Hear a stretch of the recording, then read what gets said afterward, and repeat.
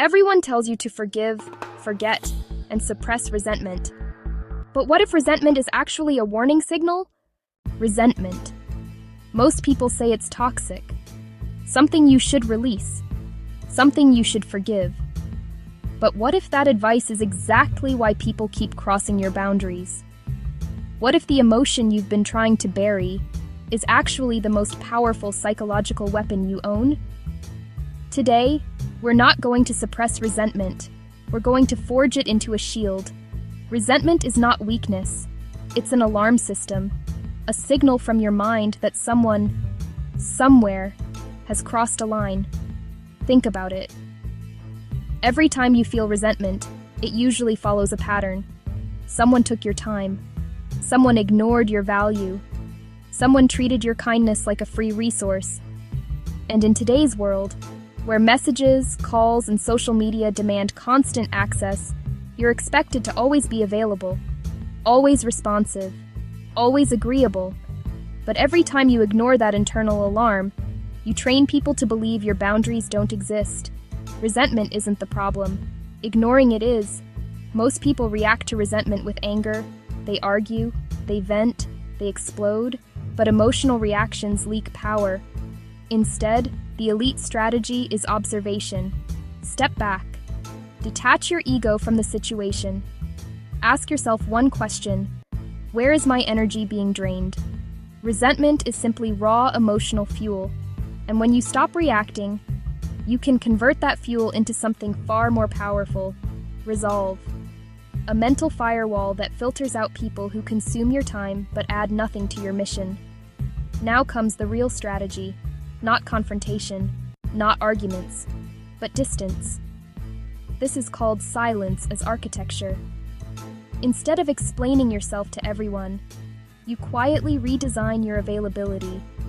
You respond less. You stop over-explaining. You remove emotional reactions. Your communication becomes neutral, professional, minimal. And suddenly something interesting happens. The same people who once took unlimited access to you start realizing your presence is no longer guaranteed. You didn't fight. You didn't argue. You simply became harder to reach. And scarcity creates respect. Most people react to resentment with anger. They argue. They vent. They explode. But emotional reactions leak power. Instead of reacting with anger, the elite strategy is observation. Step back. Detach your ego from the situation. Ask yourself one question: where is my energy being drained? Resentment is simply raw emotional fuel. And when you stop reacting, you can convert that fuel into something far more powerful: resolve. A mental firewall that filters out people who consume your time but add nothing to your mission. Now comes the real strategy. Not confrontation, not arguments, but distance. Use silence. This is called silence as architecture. Instead of explaining yourself to everyone, you quietly redesign your availability. You respond less. You stop over-explaining. You remove emotional reactions. Use distance. Your communication becomes neutral, professional, minimal. And suddenly something interesting happens. The same people who once took unlimited access to you start realizing your presence is no longer guaranteed. You didn't fight. You didn't argue. You simply became harder to reach. Use emotional discipline. This is how scarcity creates respect. Turn that frustration into strong boundaries that protect your peace. This is the shift from being a resource to being a priority. Your behavior, not your words, becomes the ultimate gatekeeper. So you see, resentment was never your enemy. It was simply unrefined power, a raw, emotional signal pointing toward a truth you were taught to ignore.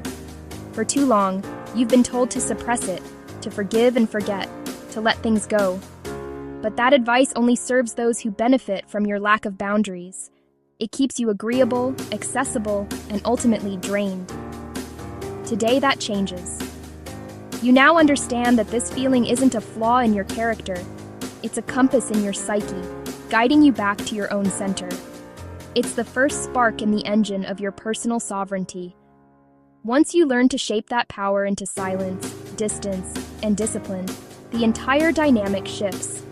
You stop pleading for respect and start commanding it through your actions.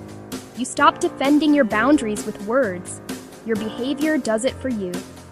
The constant need to explain, to justify, to seek validation, it all dissolves. Your quiet resolve becomes a fortress. Your deliberate unavailability becomes a statement. People begin to understand, without a single confrontation, that access to your time and energy is a privilege, not a right. This is the ultimate form of psychological leverage. If you found this perspective powerful, subscribe and join us as we continue to explore the hidden dynamics of shadow psychology. We delve into the uncomfortable truths that hold the keys to genuine strength, and share this video with someone who needs to reclaim their personal power, someone who is tired of feeling drained and is ready to build their own fortress. Because sometimes the strongest boundary, the one that can never be broken, is the one that doesn't make a sound.